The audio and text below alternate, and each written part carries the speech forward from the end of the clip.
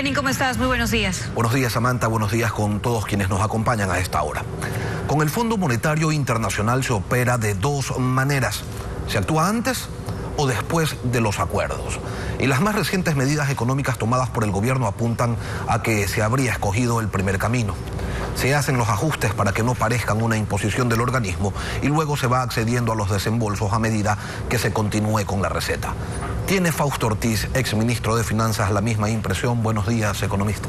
Buenos días, Lenin. Saludos cordiales a la audiencia, saludos a usted también. Es claro el tema, ¿no? Yo creo que el gobierno está dando pasos para acercarse al Fondo Monetario Internacional porque necesita recursos, no tanto para reperfilar la deuda, no tanto para bajar los costos financieros, es más para mejorar el nivel de reservas internacionales, que está bastante bajo.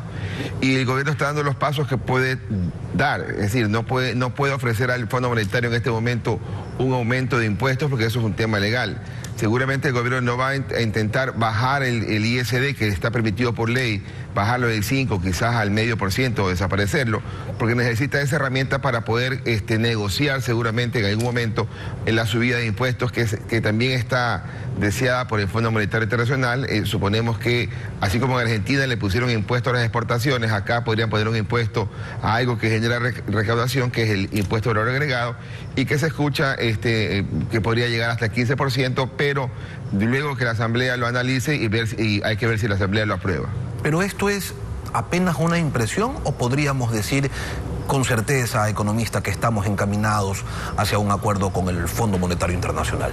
Yo creo que está encaminado el gobierno. Los funcionarios del Ministerio de Finanzas en reuniones con inversionistas internacionales hablan y comentan claramente de que van a tener financiamiento esperado por el Fondo Monetario en el 2019 de unos 1.500 millones de dólares, de que pudiera tener financiamiento del Fondo Monetario Internacional en los años siguientes de otros 1.500 millones por año. Es decir, ya se comenta a nivel internacional esa situación de que el gobierno está buscando financiamiento, que espera financiamiento y pone un año como el 2019, el año en que recibirían los recursos. Es un año de alguna forma de una transición. Salimos de un escenario seco de liquidez y podríamos estar entrando a un escenario con liquidez y ojalá una reducción de las tasas de financiamiento que nos cuesta hoy día cerca del 11% para poder de alguna forma equilibrar los recursos que nos están extrayendo de los bolsillos con este aumento de gasolinas. ¿Ese sería el tope, acceder a 4.500 millones de dólares? Ecuador podría tener acceso hasta cerca de 9.000 o 10.000 millones de dólares, que es más o menos la misma proporción que tuvo Argentina cuando Argentina tuvo los 50.000 millones de dólares de financiamiento que le daba el Fondo Monetario en las proporciones de la cuota que tiene cada país. Por la cuota de Ecuador más el porcentaje que pudiera recibir, llegaríamos a cerca de 10.000 millones de dólares, pero eso va a depender de qué tan fuertes sean las políticas de ajuste que el gobierno esté dispuesto a hacer. Pero hay que estar claro, el ajuste ocurre como consecuencia del desmanejo reciente de la economía desde el año 2013 acá, es que donde ha habido más de 25.000 millones de dólares de déficit fiscal. Es decir, ahí está el problema y lo que está tomando el gobierno es consecuencia de aquel desmanejo. 19 meses de gestión le ha tomado al gobierno hacer lo que en los últimos 13 años no se había resuelto, tocar los subsidios a los combustibles. Esta decisión pone plata en las manos de un gobierno que acusa de iliquidez, pero le quita recursos a una ciudadanía que desde hace tiempos también ha visto afectada su capacidad adquisitiva. ¿Cómo hacemos que este incremento en los precios de las gasolinas no la termine pagando, pues, o no termine afectando de mayor manera a la ciudadanía? ¿Para ellos hay compensaciones o solamente para quienes tienen un taxi, un bus o un camión? Al final del día, el ajuste es claro, el tema es quitarle recursos a la población para que no consuma, para que no importe, para que no gaste tanto. Igual el ajuste debería darse en el gobierno. Pero no es un ajuste que está dándose y se ha ideado recién estos días. El ministro de Finanzas anterior, el ministro de la Torre, allá por julio del 2017, cuando yo conversaba con él y me decía que sus políticas de ajuste eran, allá por el año pasado, subir las gasolinas y subir el IVA. El gobierno no aceptó aquellas políticas de ajuste porque pensaba que tenía tiempo. Seguramente Lenín Moreno pensaba que contaba con algo de tiempo y que iba a poder evitar esas medidas y patearlas un poquito hacia adelante. Finalmente no ocurrió, el gobierno está tomando medidas de ajuste, está afectando los combustibles para tener una cuantificación. comparación, 1.300 millones de galones de diésel se consumen al año. El año 2017 y 2018 las cifras son similares.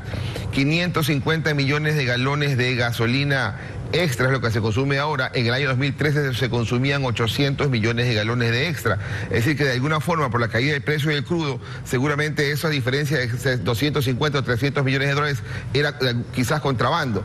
Y 190 millones de galones de gasolina super es lo que se consume.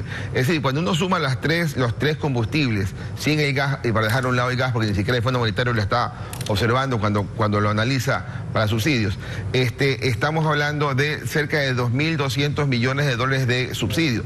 Si uno pone ahí que el subsidio puede estar en $1 o $2, estamos hablando entre 2.000 y 5.000 millones de dólares de subsidios que el gobierno tiene que ver cómo corrige. En el tema del diésel, de los 1.300 millones de dólares, el 66% es para transporte público. Es decir, no transporte público, estamos hablando de cerca de 500 millones de barriles, que es lo que el gobierno, si sube un dólar al diésel, estaría ahorrándose 500 millones de dólares en el año.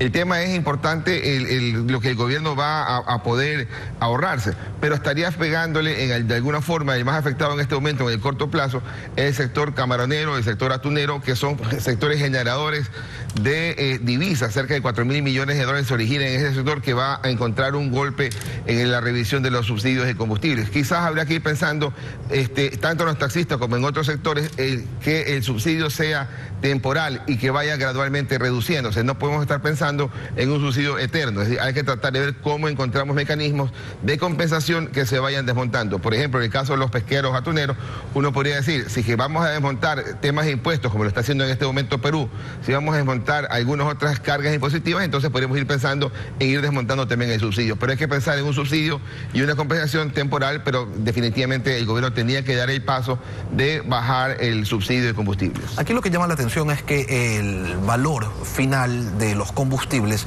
no está determinado, no va a ser fijo, sino que se va a mover en función de las veleidades del mercado. Lo invito a escucharlo al ministro de Energía, Carlos Pérez.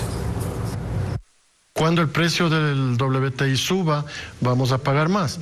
Y eso va a fluctuar, mensualmente va a fluctuar el precio en terminal. Y las gasolineras, a su vez, como está liberado el precio, pueden vender al precio que ellos consideren razonable. Porque nosotros no queremos ya controlar el mercado.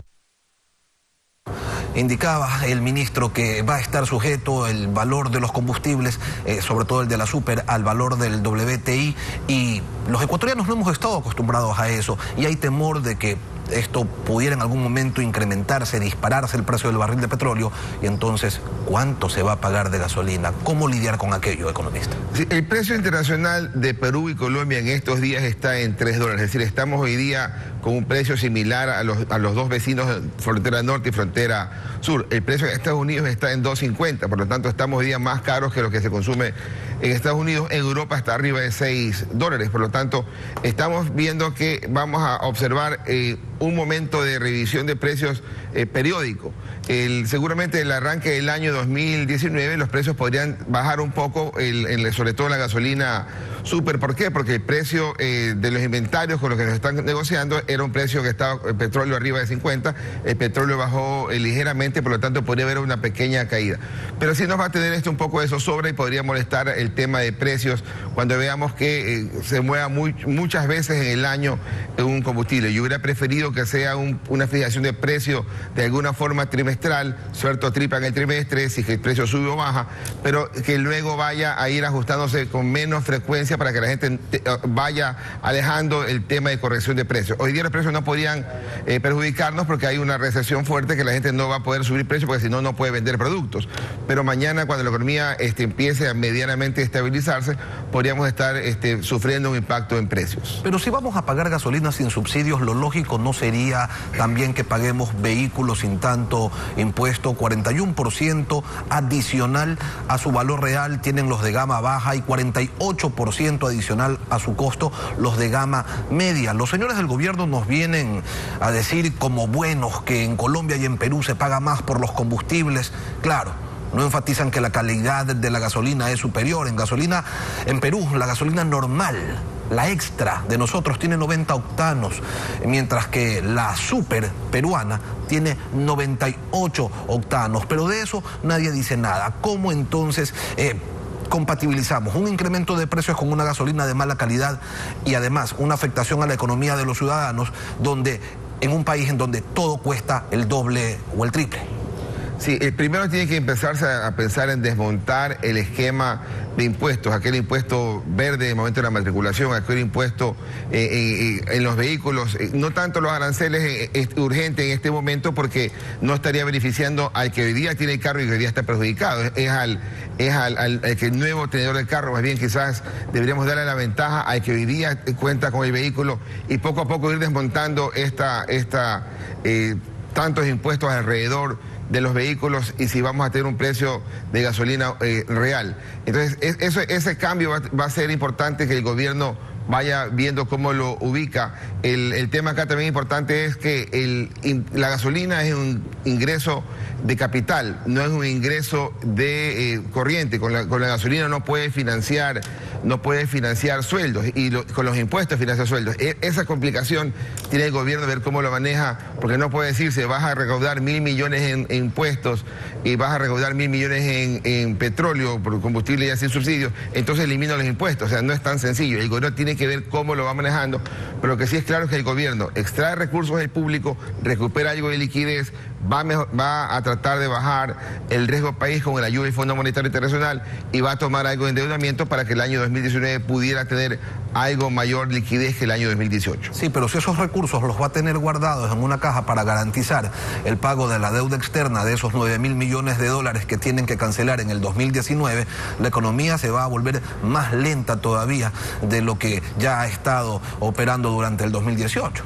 Ya, pero miremos que hoy día el nivel de reserva internacional está en 2.126 millones de dólares. Ya ha subido a ese nivel porque el gobierno la semana pasada hizo una operación de financiamiento con el oro, bajó como 400 millones del oro en el saldo de las reservas internacionales, pasó de 800 millones a 400.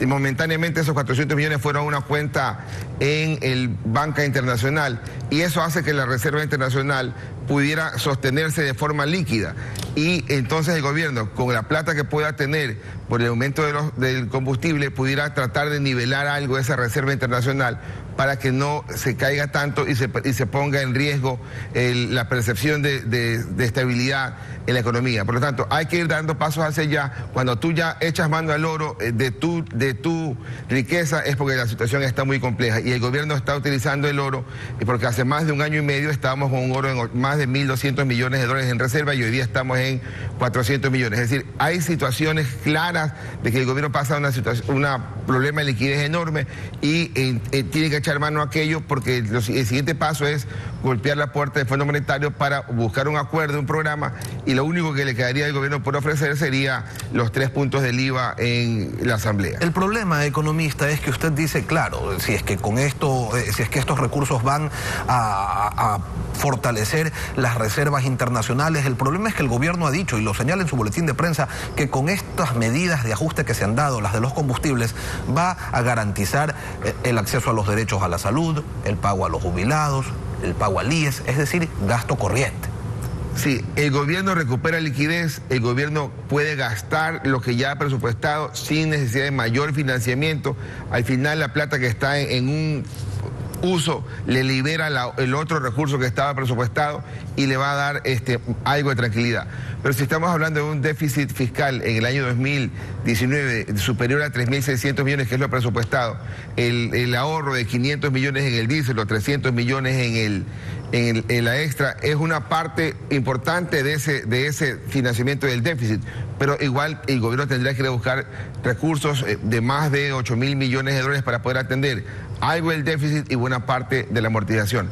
¿Y qué pasa con la renegociación de la deuda de la que tanto se habló? El próximo año, como señalábamos, tenemos 9.000 millones de servicio entre capital e intereses y la pregunta es de dónde va a salir esa plata. Al final del día, para pagar intereses de deuda es impuestos, para pagar amortización de deuda es más endeudamiento y para pagar el déficit fiscal es más endeudamiento. El asunto es poder tomar ese endeudamiento menor que años pasados cada vez y a menores tasas de interés. Pero si no logramos corregir el déficit fiscal y pasar un mensaje claro al mercado internacional de que estamos haciendo las cosas correctas, que es lo que ellos están también esperando, el riesgo país no va a bajar y nuestro acceso a financiamiento va a ser complicado. Es decir, el gobierno tiene que dar estos pasos, no tanto porque esté muy convencido que hay que hacerlo, sino porque es lo que el mercado internacional, que es el que le puede prestar plata, sin mayores condiciones, como el oro, el respaldo, como garantía, el doble en otros títulos de deuda, es el que puede darle financiamiento. Estamos sometidos a eso, es como aquel chulquero que va en moto a pedirle plata, el cobro al vulcanizador. Estamos parchando huecos, pero a la vez tenemos que utilizar a este chulquero. Que no vaya a creer nadie que el ajuste ha terminado. Está empezando. Fausto Ortiz, exministro de Finanzas, gracias por venir a Contacto Directo.